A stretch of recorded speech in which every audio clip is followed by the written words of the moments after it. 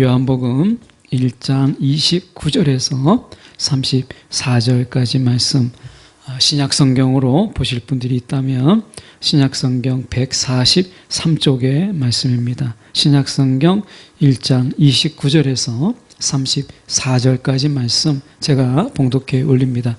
이튿날 요한이 예수께서 자기에게 나아오심을 보고 이르되 보라, 세상 죄를 지고 가는 하나님의 어린 양이로다.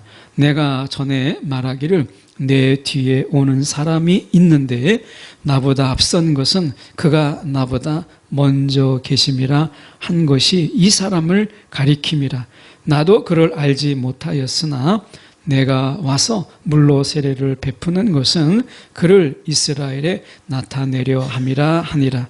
요한이 또 증언하여 이르되 내가 보매 성령이 비둘기같이 하늘로부터 내려와서 그의 위에 머물렀더라.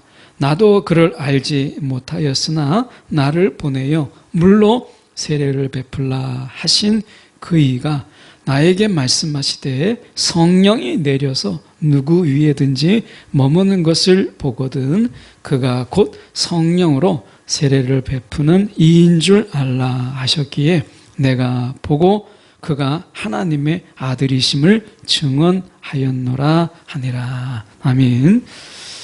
오늘 이 말씀 가지고 증언의 내용을 결정하시는 분을 바라보라. 증언의 내용은 우리가 증언자잖아요. 그런데 증언의 내용은 주님께서 채우세요. 무엇을 증언할까? 우리가 고민할 필요가 없이 증언의 내용을 채우시는 이가 오늘 주님이십니다. 우리가 혹시 이제 환난과 핍박의 때에 우리가 끌려가더라도 무슨 말을 할까라고 하는 것을 걱정하지 말라 하시잖아요. 우리 가운데 무슨 말을 할지를 우리 입에 담아주시겠다 하시는 약속의 말씀이 있어요.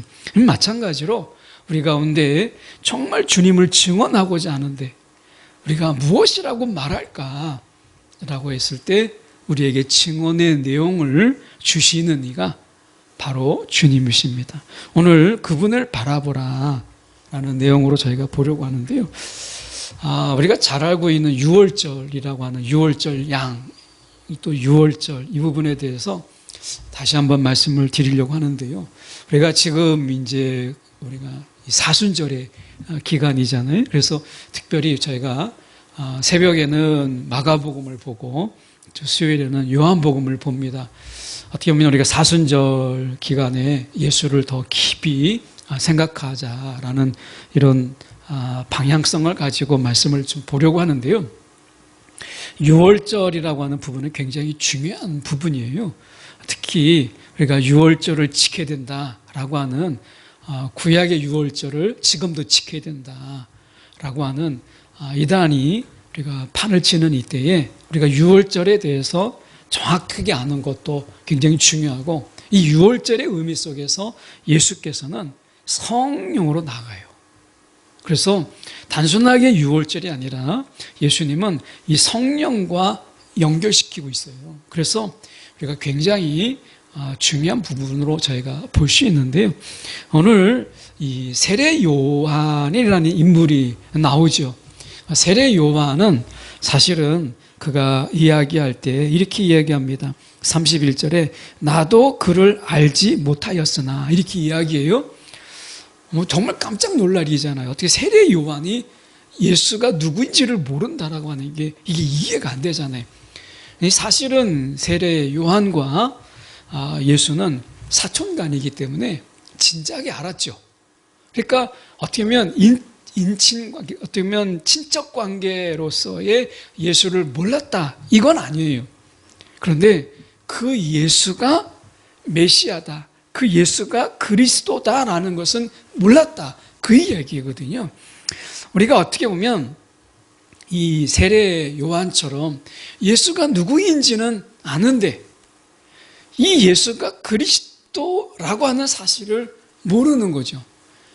우리는 이것이 머리로는 아는데 삶으로는 안 되는 경우가 너무 많은 거예요. 그러니까 어떻게 보면 우리가 지적 동의, 신앙이라고 하는 것은 단순하게 지적 동의가 아니라 삶이 뭐라고 말하느냐, 이게 이제 중요한 거거든요. 삶이 뭐라고 말하느냐라고 하는 것이 중요한 거거든요. 그러니까 세례 요한은 예수를 진작에 알았어요. 6개월 정도밖에 차이가 안 나니까, 게다가 친척간이니까 예수는 30년 동안 목수로서 살았어요. 세례 요한이 예수가 누구인지를 모를 수 없죠. 더군다나 이 마리아와 세례 요한의 어머니는 굉장히 또 가깝게 지냈기 때문에 나이 차는 물론 많이 났지만, 그러나 우리가 이 세례 요한이 이 예수를 알았어요. 그러나 그분이 이 그리스도다라는 걸 몰랐거든요. 근데 우리는 예수가 그리스도다, 예수 그리스도라는 말을 많이 써요. 근데 이거는 머릿속에서만 아는 거예요. 삶은 그렇지가 않아요. 다시 말하면 우리의 삶은 예수가 구원자인 것은 너무나 좋은 거예요. 나를 구원하시고, 죄에서 구원하시고, 가난에서 구원하시고, 나의 질병 가운데서 구원하시고, 내가 눌림 속에서 구원하시고, 이것은 예수님 당시에도요, 수많은 사람들이 예수를 따라다니는 아주 그런 이유였어요.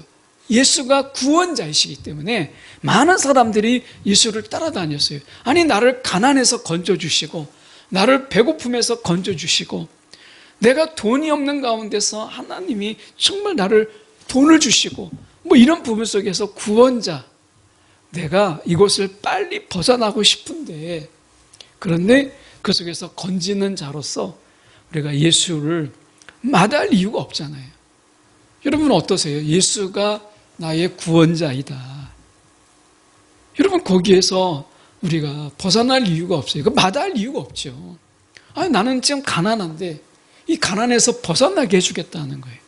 내가 지금 몸이 아픈데 질병에서 건져주겠다는 거예요. 이스라엘 백성들이, 특히 이 유대인들이 예수님을 따라다니는데 예수님이 구원자일 때는 손해되는 게 전혀 없어요. 예수님이 구원자일 때는요, 손해되는 게 없어요. 나에게 주기만 하는 거니까 그게 구원자예요. 주기만 하는 것. 근데 그분이 그리스도가 되면 달라요. 그리스도는 우리 가운데 요구하세요. 예수는 주시지만 그리스도는 요구하세요. 따르라. 나를 따르라. 라고 이야기합니다. 좁은 길로 가라. 십자가를 지고 가라. 그리스도가 되면 우리 가운데 요구하세요. 왜요? 우리 삶의 주인이니까. 그러니까 예수는 아무런 문제가 없어요. 근데 그분이 그리스도가 되면 문제가 생겨요. 우리 입장에서 요구하세요. 사명을 주고 소명을 주고 우리 가운데 부르심이 있고, 그리고 맡기세요. 이 일을 감당하라. 사명을 주세요. 그리스도로서, 우리 삶의 주인으로서, 그분이 왕으로서 우리 가운데 명하세요. 예수를 따르는 자들에게 명하는 건 없어요. 오히려 귀신에게 명하고 사단에게 명하죠. 그런데 예수로서는 많은 사람들에게 명하지 않습니다. 예, 주세요. 그냥 마음껏 주세요. 빵을 주고 그들에게 먹을 것을 주고 오병이의 기적, 칠병이의 기적을 베풀고 그들에게 병을 치유하고 귀신을 쫓아내고 하지요. 무조건 베풀어요. 그런데 그리스도가 되면 명하십니다. 명령하세요. 요구하세요. 예. 그래서 우리는 삶으로는요, 그리스도를 싫어하는 거예요. 여러분 어떠세요? 예수는 너무 좋지 않아요? 어쩌면 우스갯소리지만, 그래서 우리는 어쩌면 예수 그리스도라고 말하기보다는 예수님이라고 말하는지 몰라요. 너무 부담스러운 말이거든요. 예수 그리스도. 그리스도. 어쩌면 우리 증언의 내용이 뭐냐? 그분이, 예수가 그리스도라는 거예요. 그리스도. 그리스도가 정말 우리가 삶에서 그리스도를 인정하게 되면 우리는 내 삶은 없어요. 그분이 그리스도다라는 말은 내 삶을 내려놔야 돼요. 그냥 그물하고 배만 내려놓는 게 아니라 나를 내려놔야 돼요. 그래서 제자들이 우리가 그물을 버려두고 배를 버려뒀지만 여전히 나를 버려두지 못하니까 어떤 현상이 생겼어요? 예수가 왕이 되면 누가 우편에 앉을 것인가? 예수 우편에 누가 앉을 것인가? 누가 그 권자의 자리에 앉을 것인가? 이거 생각했어요. 이 말은 뭐죠? 내가 그물 하나 버려두고 높은 자리에 앉을 수 있다면, 내가 배를 버려두고 더 높은 자리에 앉을 수 있다면, 그거였거든요. 나를 내려놓지 못했어요. 그런데 그리스도가 되니까 어떻게 됐어요? 제자들에게 요구하고 명령하시죠. 명령하세요. 너무나 유명한 말씀. 땅끝까지 이르러 내 증인이 되라. 가서 막 전하라. 이렇게 말씀하시는, 부활의 증인이 되라 말씀하시잖아요. 우리 가운데 사명을 주고 명령하시는 거예요. 그래서 입술로는 우리가 그렇지 않지만, 입술로는 우리가 그 말을 하지 않지만 저와 여러분의 삶으로 우리는 그리스도가 우리 삶 속에서 인정되지 않는 거예요. 그냥 예수로만 우리는 예수님이 좋아요 하는 거예요. 예수님이. 여러분 어떻습니까? 여러분 신앙 가운데서 예수님을 이야기 많이 하지만 그리스도 우리가 얼마나 이야기하세요? 자, 오늘 말씀에 돌아가서 보지요. 자, 29절에 보시면 이렇게 말씀합니다. 이튿날 요한이 예수께서 자기에게 나오심을 보고, 이게 아는 사람이잖아요. 예수께서 자기에게 나오심을 보고, 친척이니까. 그런데 그가 놀라운 이야기를 합니다. 세상 죄를 지고 가는 하나님의 어린 양이로다. 이렇게 이야기해요. 그러니까 세상 죄를 지고 가는 하나님의 어린 양이로다. 이렇게 말씀하세요. 그러니까 이 말씀은 뭐겠어요? 이거는 우리가 세례 요한이 몰랐던 거예요. 근데 우리가 어느 때인지는 알 수 없지만 지금 보면 33절의 말씀에 보면 이렇게 말씀합니다. 성령으로 세례를 베푸시는 줄. 이렇게 여기서 보면 지금 33절에 보세요.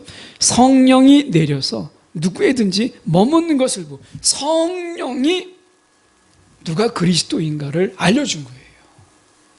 세례 요한은 바로 그것을 보고 아는 거예요. 그것을 보고. 그러니까 지금 여기서 보면 성령이 내려서 누구에게든지 머무는 것을 보거든. 성령이 그분이 예수이신 거, 그리스도이심을 알려준 거예요. 그러니까 저와 여러분이 중요한 것은 이 시대 속에서 성령이 우리 가운데 임하지 않으면, 여기서 머무는 것을 보고도 이렇게 되어 있어요. 이 머무는 것은 영원히 거하는 것을 이야기해요. 잠시 있다가 없어지는 게 아니라 영원히 거하는 것을 이야기해요. 성령이 저와 여러분 가운데 거하시면, 임하시면 성령이 우리를 떠나지는 않아요. 그런데 중요한 것은 한쪽에 그냥 처박혀 있는 성령과 나를 직접적으로 인도하시고 주관하시는 성령은 완전히 다른 거예요. 성령이 우리 가운데 충만하고 우리 가운데 역사하셔야 되는 이유가 무엇이냐? 그리스도를 인정하게 돼요. 성령이 없이는 그리스도의 인정도 없어요. 그리스도를 우리 삶으로 고백하지 못해요. 그분을 인정하지 못해요. 여전히 내 삶의 주인이 내가 되는 거고, 내 삶의 주인은, 그 왕자에는 내가 앉게 되는 거예요. 이것을 부추기는 게 누구냐? 사단이에요. 세상이에요. 그리고 나의 옛 자아예요. 이 세 가지 공통점이 뭐예요? 우리가 영적 싸움의 대상들이죠. 세상이 영적 싸움의 대상이잖아요. 그리고 세속적 가치, 이것이 영적 싸움에 우리가 대적해야 될 부분들이잖아요. 그리고 사단, 그리고 나의 옛 자아예요. 옛 사람. 이 모든 것은 우리가 영적 전쟁에 우리가 싸워야 될 대상들이잖아요. 근데 이 영적 전쟁에 우리의 적들은 하나같이 우리의 삶 속에서 주인이 되라 라고 이야기해요. 왜 네 삶을 내려놓느냐? 왜 네 삶을 그리스도에게 맡기고 왜 네 삶을 예수께 맡기냐? 네 삶의 주인은 너야 라고 하는 것을 계속해서 이야기해요. 너의 인생을 살아라. 멋있잖아요. 세상에서 이야기할 때 이게 멋있게 보여요. 네 인생을 살아라. 너의 길을 가라. 그래서 우리가 노래도 있잖아요. My way. 그럼 너의 길을 가고 나의 길을 가라. 이렇게 이야기하거든요. 멋있어 보이죠. 근데 성령이 우리 가운데 역사하시고 성령이 우리 가운데 충만한 가운데 머무르면 무엇을 인정하느냐? 그리스도를 우리의 삶으로 인정하는 역사가 일어나요. 이것은 머리로 안 돼요. 정말 이게 머리로 안 돼요. 그리스도를 내 삶의 주인으로 인정한다는 것은 머리로는 되는데 이게 삶으로는 인정이 안 되거든요. 그러니까 성령의 이 도우심, 성령의 강권하심이 없으면 어느 누구도요, 내 삶의 주인으로 내가 살지 그리스도가 내 삶의 주인으로 우리가 거하지 못해요. 이거는 자신의 결심, 결단으로 안 되는 거예요. 예, 그랬다면 세례 요한이 이 예수 그리스도를 알았겠죠. 세상 죄를 지고 가는 하나님의 어린 양이라는 걸 알았겠죠. 근데 성령이 아니고서는 알 수 없었다는 거예요. 오늘 이 시대 속에서 우리가 성령이 우리 가운데 이 강권함으로 충만함으로 역사하지 않으면 이단들처럼 지금 그리스도를 인정하는, 어떻게 보면 세상 죄를 지고 가는 하나님의 어린 양이로다. 이것은 뭐예요? 생명의 주인이라는 뜻이에요. 다시 말하면 우리가 유월절에는 뭐예요? 어린 양의 피를 문설주에다 바르면 장자의 죽음이 건너가는 거잖아요. 다시 말하면 생명을 주었다. 생명을 주었다. 죽음이 건너갔다는 이야기는 생명을 주었다. 생명의 주인이 이제 주님이 되었다. 내 생명의 주인이 내가 아니라 이제 주님이 되었다. 이게 유월절이거든요. 생명의 주인이 바뀌는 역사, 이게 유월절이에요. 그러면 예수님께서 세상 죄를 지고 가는 하나님의 어린 양이로다. 자, 고린도전서 5장 7절에 말씀해 보면 이렇게 되어 있습니다. 여러분은 새 반죽이 되기 위해 묵은 누룩을 없애버리셔야 됩니다. 세상의 묵은 때, 세상의 묵은 가치, 이것을 세상의 누룩을 없애버려야 돼. 종교의 누룩, 무속의 누룩, 어떻게 보면 세상의 가치라는 이 누룩을 없애버리셔야 됩니다. 6월절 어린 양이신 그리스도께서 죽으셨으므로 누룩이 들어있지 않는 새 반죽이 되셨다. 이렇게 말씀하는 거예요. 우리를 주님께서 죽으심으로 새 반죽이 되신 것처럼 저와 여러분을 예수 안에서 새 반죽이, 세속의 가치, 세상의 가치, 세상이 좋다고 하는 것 쫓아가는 우리의 그 반죽, 누룩을 제거하신 거예요. 바리새인들의 그 외식하는 이 누룩을 제거하신 거예요. 저와 여러분이 예수 안에서 새 반죽이 되었다 말씀하시잖아요. 그 반죽으로 무엇을 빚으시는가? 이것은요, 우리의 권한이 아니에요. 이 반죽으로 무엇을 빚으실까? 이것은 온전히 하나님의 권한이에요. 그리스도의 권한이에요.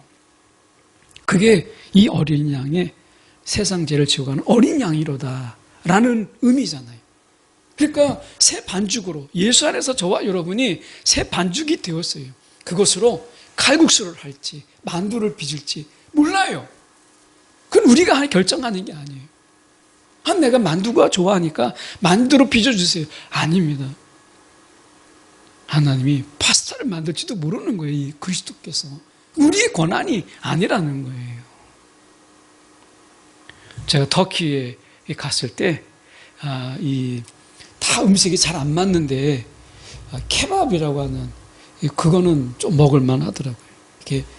이렇게 그 피를, 만두 피보다 더 큰 거를 이렇게 마른 목골로 이렇게 빚어요. 그래서 옛날에 번데기, 혹시 장로님은 아시겠지만, 이렇게 굴려가지고 딱 이제 던지면 이제 얼마치 나오잖아요. 그 번데기에 담아줘 어떤 종이를 이렇게 둘둘 말았던 그런 것처럼 거기에다가 케밥이라는 걸 주는데 그거 하나가 입맛에 좀 맞더라고요.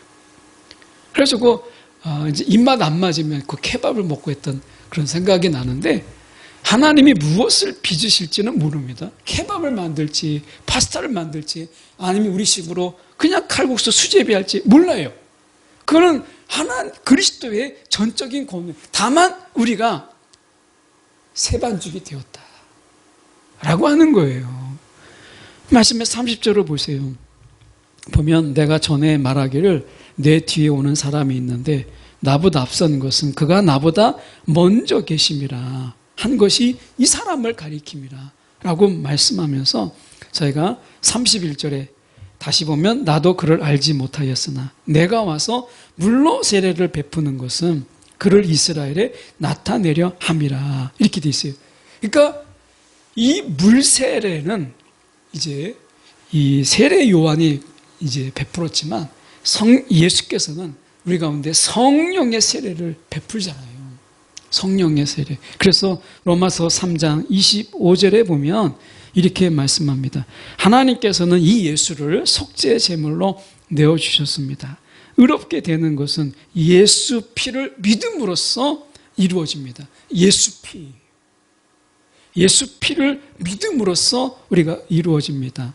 이는 하나님께서 오래 참으시는 가운데 과거에 지은 죄를 관가하심으로 이렇게 되어 있습니다. 예수의 피를 믿음으로써 이거예요.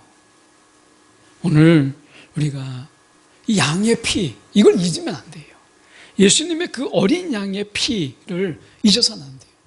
오늘 그분이 내 생명을 대신함으로 나에게 생명의 주인이 되어 주셨다라고 하는 거예요. 어떻게 보면 우리가 큰 사고를 경험하거나 아니면 우리가 죽음 직전까지 갔던 분들이 다시 이제 구사일생으로 살게 되면 그분들이 하나같이 하는 게 있어요. 나는 이미 죽었다. 그런데 이후의 삶은 이제 나를 위해서 살지 않고 정말 힘이 없는 사람들, 가난한 사람들을 위해서 내가 살겠습니다. 이런 이야기를 하잖아요.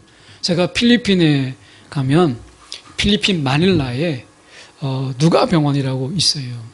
거기에 방두가라는 선교사님은 원래 의사신데 물론 이제 신앙이 언제부터 있었는지 잘 모르지만 제가 그분하고 통화를 이렇게 하는 중에 그분이 그런 이야기를 잠깐 하시더라고요. 자기가 의사인데도 불구하고 자기에게 병이 걸린 거예요. 그러니까 자기가 이 병을 걸렸는데 쉽게 치유할 수 있는 이런 병이 아닌 거예요. 병명을 제가 잊어버렸는데 근데 이분이 의사인데 자기가 아프니까 자기 병을 자기가 못 고치더라는 거예요. 자기가 누구에게 내어줘야 자기 병을 치유할 수 있더라는 거예요.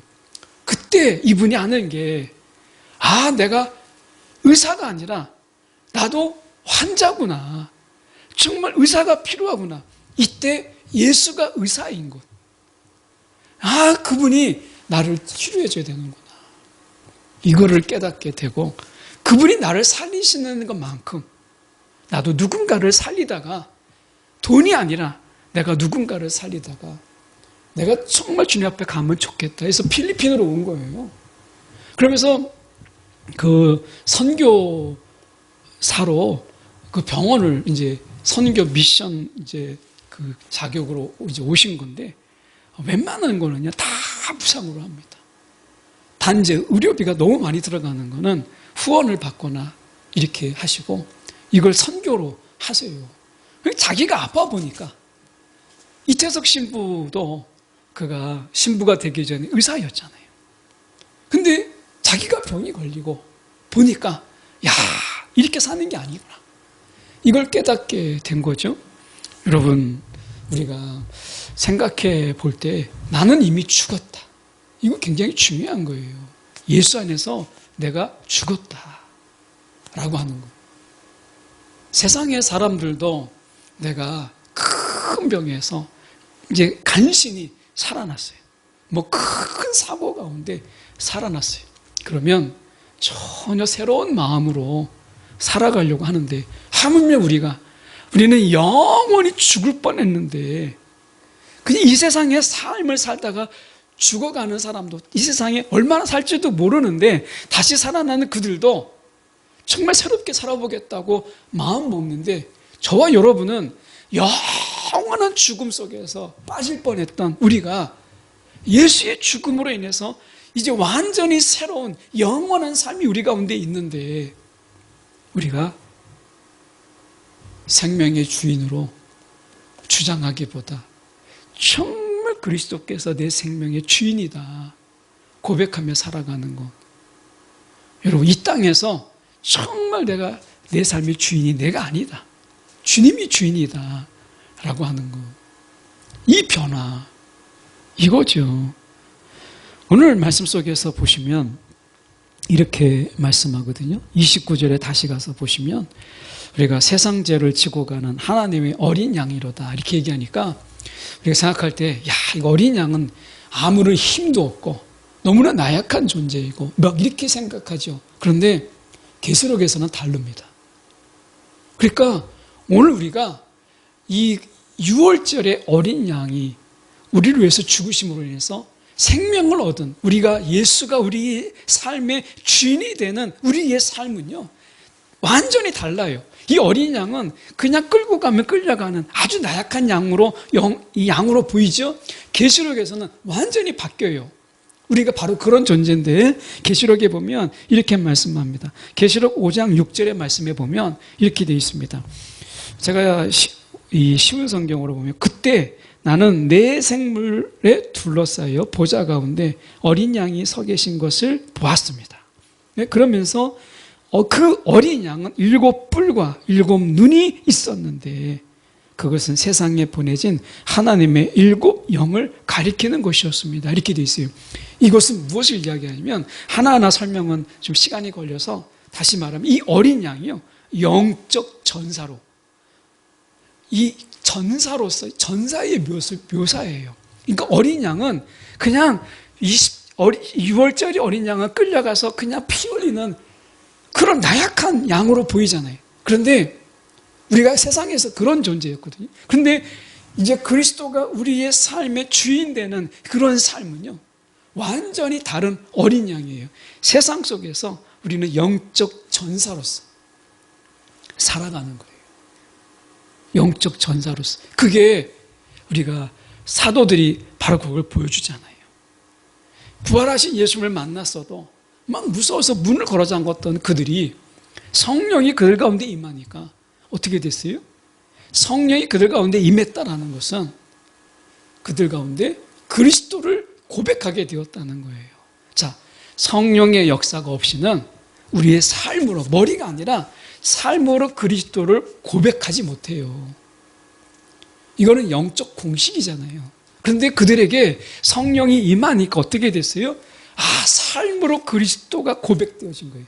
그랬더니 문을 걸어 잠갔던 것을 열어 젖히고 세상을 향하여서 그들이 뛰쳐나갔어요. 그리고 세상에 감당치 못할 그런 전사로 죽음까지도 두려워하지 않는 세상을 뒤바꾸는 그런 자들이 되었다라고 하는 거예요.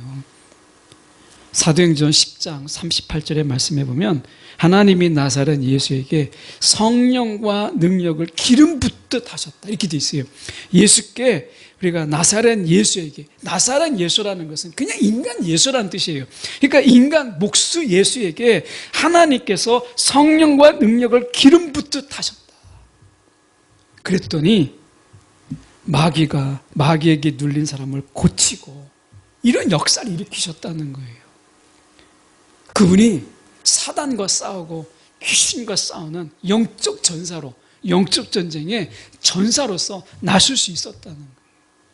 오늘 예수께서 한 모델이 되셨어요. 오늘 저와 여러분 가운데 성령이 한쪽에 막 찌들게 있고 한쪽에 방치되어 있는 이런 자들에게는요, 삶으로 그리스도를 고백하지 못해요. 머리로만 알고 있어요. 아무런 역사가 일어나지 않아요. 그냥 세상에 그냥 어린 양에 이리 끌려가면 저리 끌려가고 막 저쪽으로 끌려가면 저쪽으로 끌려가는 그런 자예요. 매일 두려움에 떠는 그런 양이죠.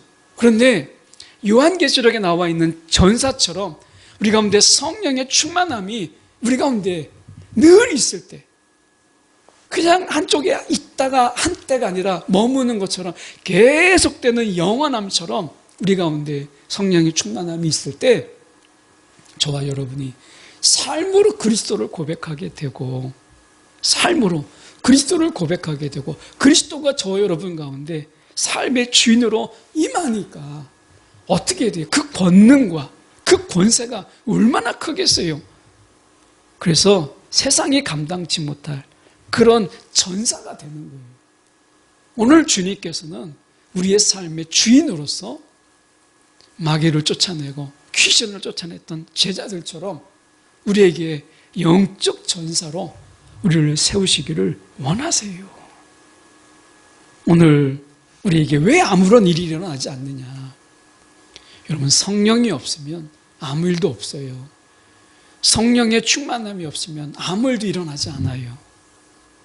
내가 머리로 아는 것으로는요, 우리에게 어떤 역사를 일으키지 못해요. 결국 성령이 우리 가운데 있어야 그리스도가 우리의 삶의 주인이구나 라는 것을 삶으로 우리를 인정하게 되는 거예요. 삶으로 고백하게 되는 거예요. 오늘 첫 단추를 잘 끼세요. 첫 단추. 성령의 충만이 우리의 이 전사됨의 시작이에요. 오늘 우리 삶 속에서 성령의 충만함을 간구하고 성령의 이끄심을 구하는 일에 우리가 더 간절하고 더 절박하게 우리가 구하는 이유가 바로 여기 있습니다.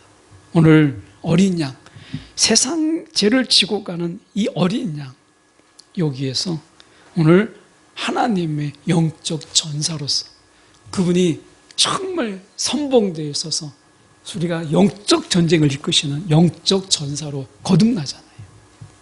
무엇 때문에? 성령과 능력을 기름 붓듯 나사렛 예수에게 하셨다.